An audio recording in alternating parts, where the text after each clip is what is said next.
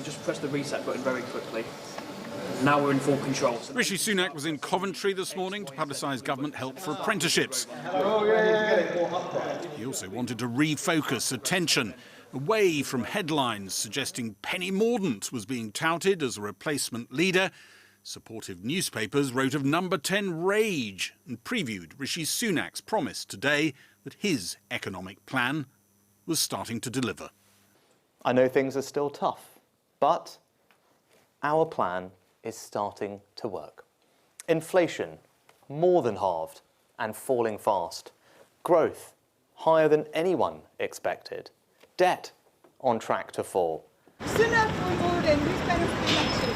Conservative MPs returning to Westminster after the weekend were asked who they thought should lead the party. Penny Mordaunt more than Rishi Sunak. Sir, what's best for the election, Mordaunt or Sunak? Whenever we... Sunak. Is that what your constituents want? Yes, Rishi is the Prime Minister. We're sticking with him. I'm not interested in all Westminster politics. It doesn't matter. What matters is the future of our country. How do I let go of it? But it was Rishi Sunak's hand hovering over the May election button that contributed to last week's speculation. That's becoming a more popular one, isn't it? Allies of the Prime Minister had been warning he might yet call a summer election if his critics come back for him. Tonight, allies have tried to reverse that threat. Not a good look when you're trying to assert your authority. All Conservatives are united in wanting to deliver a brighter future for our country. Eager crowds gathered at the Downing Street gates this afternoon. Do you have a few moments? But they were craning to see this visitor, dropping in for tea before going to meet Keir Starmer.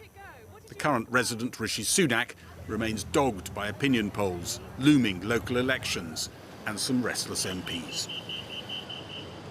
Well, along with his announcement on small businesses and apprenticeships, Rishi Sunak also unveiled a new task force to boost private investment in organisations led by women.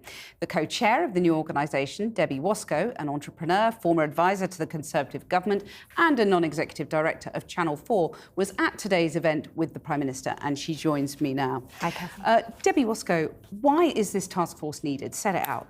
Well, to set it out, the objective of the task force is to make the UK the best place in the world to be a female entrepreneur.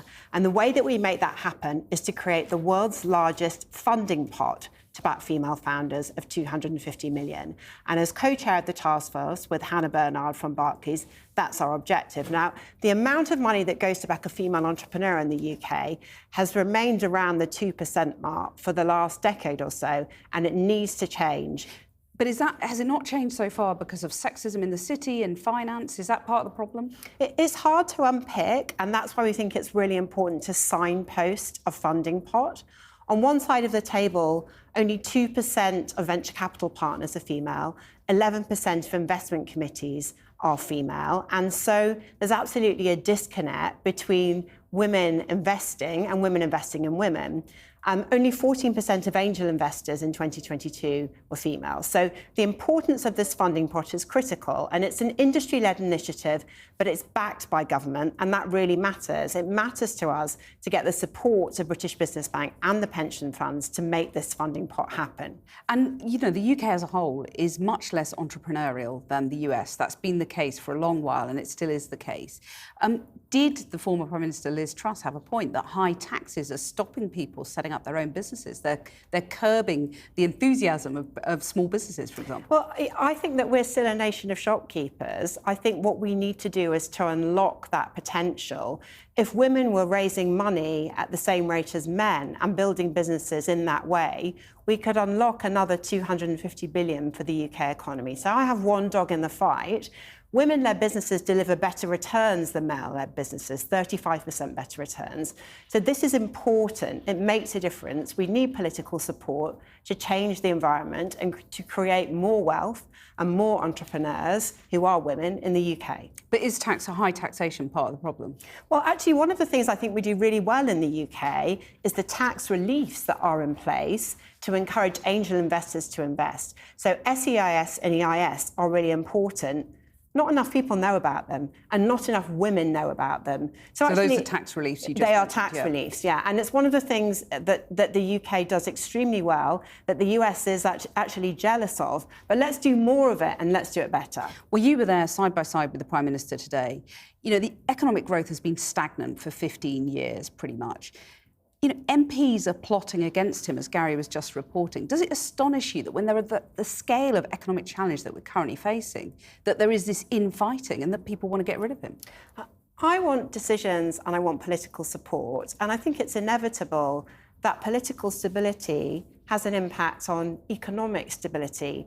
We have a lot of work to do, and it's important that this initiative is not a political initiative, but we need to unlock things like the British Business Bank and pension funds. The Mansion House Accord, which was part of Jeremy Hunt's initiative, to unlock 50 billion over 5 years in the UK to invest in high growth businesses. Let's take some of that money and invest it in women. But that political instability is stopping the Tories powering the economy as they should be. Is that right? I was pretty heartened to today. I mean, I was sent to Coventry by the government, literally, to launch this initiative. And I think it's important, as a female entrepreneur who's built and sold 3 businesses, to have both the Prime Minister and the Secretary of State for Business there. But it's no good if he talking can't about carry his women. party with him. Well, to me, what matters is having the conversation and then action. And now the devil is in the detail. We need political support to unlock this capital, to have more women angel investing, to get support from British Business Bank and the pension funds, and to put grant funding in place. So we're here to do the work. Hannah Bernard and I are here to do the work. This is industry-led, but it needs political stability and backing to make it happen. Debbie Wosskow, thanks very much for joining us.